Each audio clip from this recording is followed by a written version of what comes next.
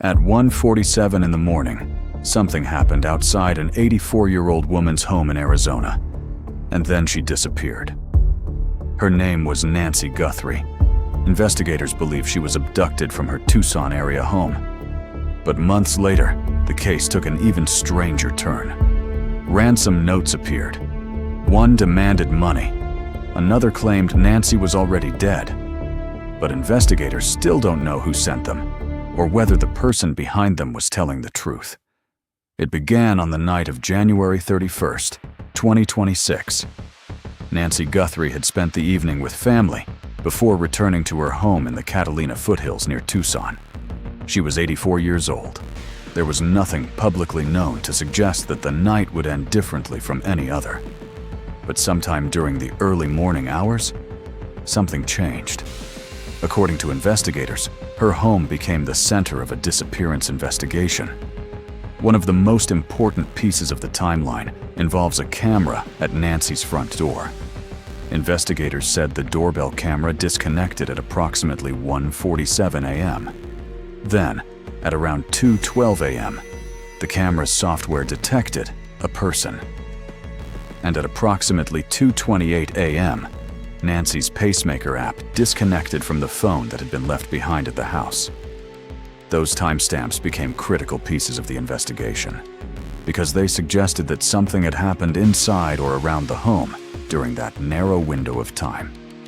Once Nancy was reported missing, the investigation expanded rapidly. The FBI joined local authorities. Search teams went through the surrounding area. Investigators examined Nancy's home, vehicles, surveillance footage, and other potential evidence. At one point, authorities even towed a vehicle from the property, and investigators received thousands of tips. But despite all of that, Nancy was still missing. The FBI announced a reward for information leading to her recovery, and or the arrest and conviction of anyone involved. Then came something that transformed the case: ransom messages.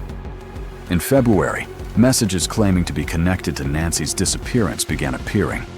One demanded a ransom. The family even publicly pleaded for proof that Nancy was still alive. But investigators had a problem. They couldn't immediately confirm that the messages were genuine. And that distinction is extremely important, because a ransom message doesn't automatically prove that a kidnapping suspect is actually communicating with the family. Months later, investigators revealed another disturbing detail.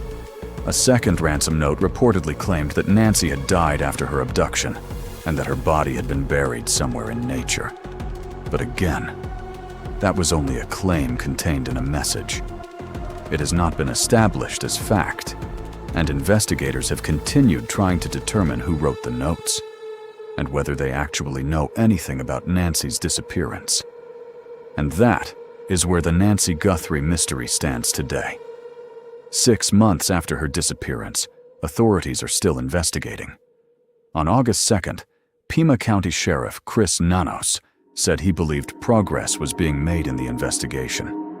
But Nancy has not been found, and there has been no public resolution identifying who abducted her. So what happened during those critical minutes before Nancy disappeared? Who disconnected the camera? Who was the person detected afterward? Who sent the ransom notes? And most importantly, where is Nancy Guthrie? Investigators have been working on those questions for months, and every new piece of evidence could completely change the direction of the case. Nancy Guthrie disappeared from her own home. A camera went offline. A mysterious figure was detected. Ransom messages appeared. And 6 months later, there is still no confirmed answer. The FBI and local investigators are still asking the public for information, because somewhere in the evidence, there may be one detail that finally explains what happened that night.